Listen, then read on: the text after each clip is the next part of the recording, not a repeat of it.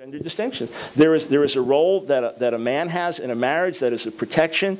That there are a lot of predatory other men. The woman that has.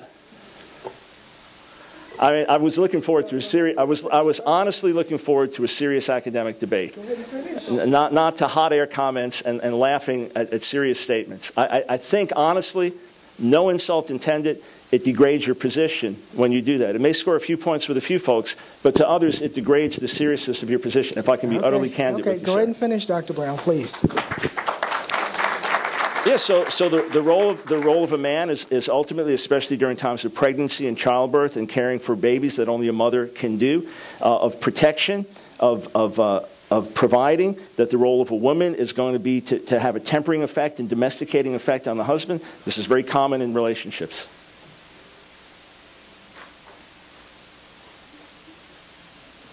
By the way, a handshake will be fine, all right?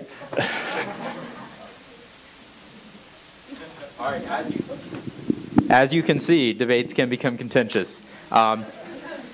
We will try our best to keep the peace and heighten the intellectual involvement of today's activities as we move into the next realm, which is probably the most important, that is fielding your questions. So I'll start with a question for Dr. Brown. The questioner writes, since you believe the sole purpose of marriage is for procreation, should the government ban heterosexual couples from marriage if they do not wish to bear children? No, because you're not changing the fundamental institution, and they are not obligated to. The fact is, homosexual couples cannot possibly reproduce. So the only reason the government gets involved with this as a whole is because of the general rule. For example, you may be able to drive 100 miles an hour, but you have speed limits so that everyone has to drive in a responsible way. So the same way, couples that get married also don't know what's going to happen. It could be years and years and they change their views. So only heterosexuals have the possibility of responsible procreation and can confer certain benefits on society, which is the only reason the government has any involvement. The government has no obligation to confer marriage rights and benefits on every two people that want to have a romantic sexual relationship. That's their own business. Thank you for your response. The next question goes to Dr. Smaw. The questioner writes, how do you equate the private act of sodomy with the public act of a marriage, when the state has compelling interest in defining marriage, but hardly any interest in private sexual relationships? Okay, my claim was not an equation of the private act that same-sex couples might engage in, because I'd point out to you that there are plenty of heterosexual couples who also engage in sodomy. So that was not an equation. My point was that in what we find in America is this question about how do we balance our practices with our principles. And that question was decided historically in the case of Lawrence v. Texas in favor of our principles. So that's what my point was about. And the principle in that case was privacy. Thank you.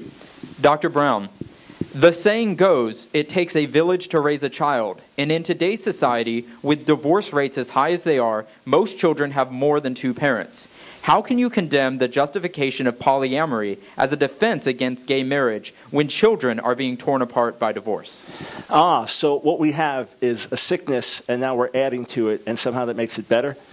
If we agree that it's wrong for kids to be torn away from their parents, if we agree it is wrong to separate a kid from mother and father, and the ideal situation is for that kid to be attached to mother and father, why in the world, if we all agree that's wrong, the rampant divorce, we all agree it's wrong, why in the world would we create an institution that guarantees every child it brings into the world will always be separated from either mother or father? God forbid we take a bad situation and make it even worse. Very simple answer.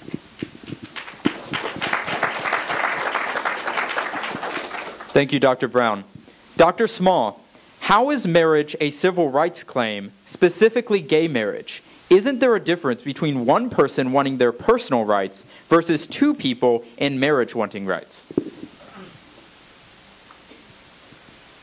Okay, again, this seems to me to result from a confusion. I did not say that it was a civil rights claim, as if same-sex couples already have a right to marry. That's not what I said. I said that it's obviously a rights issue, because if they are given a right to marry, then they would end up with rights, because he said to us that this is not about rights. It seems to me that it is. What's happening is we are contending over the question of whether or not same-sex couples will be granted rights. So it is a question about rights. Thank you.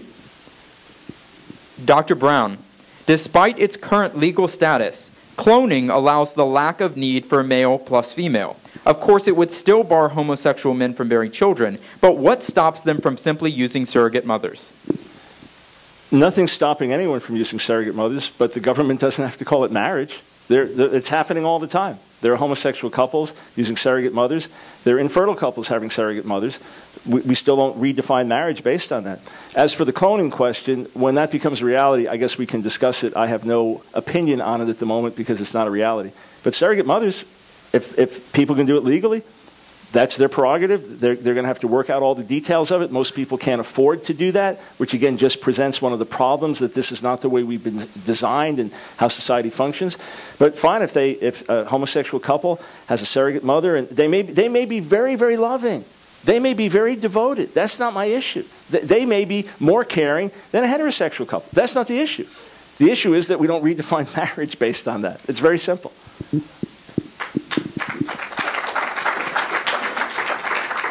Thank you. Dr. Smaw, in talking about equality, does not a homosexual man have the same right as a heterosexual man to marry a female over the age of 18 who is not already married and who is not dead? How is this not actually about extra rights?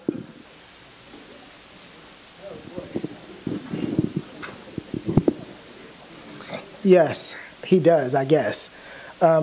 And is this about extra rights? Well, yeah, of course. We'd increase the number of rights that Americans have, because there'll be a category of people who have rights that they don't already have, namely same-sex couples. And the other thing is we'd increase participation in a public institution. So, yes. Thank you. Dr. Brown, the questioner writes, if we should uphold all traditional practices in America, why is there a necessary and proper clause in our Constitution? We're not looking to uphold every historic or traditional practice. There are plenty of things we recognize are wrong. What we're saying is that marriage is a certain thing and functions a certain way, period. So to compare something else to it, again, 2 plus 2 is not 6 or 11 or 14. We're just looking at what marriage is. I still have not heard a syllable telling me why marriage should be anything different. So there are institutions over a period of time. You know, one country has one custom, another country has another custom. But we're talking about every society in the entire world throughout human history until the last generation has always understood what marriage was because of how marriage functions. Also, if we go back a generation, the idea of surrogate mothers or in vitro fertilization or these other things was not an option. And it remains a non-option for many around the world. So this, too, muddies the question, because if this is viable today, it should have been viable 100 or 200, 500 years ago. And it wouldn't work then for the very fundamental reasons of what marriage is. Thank you.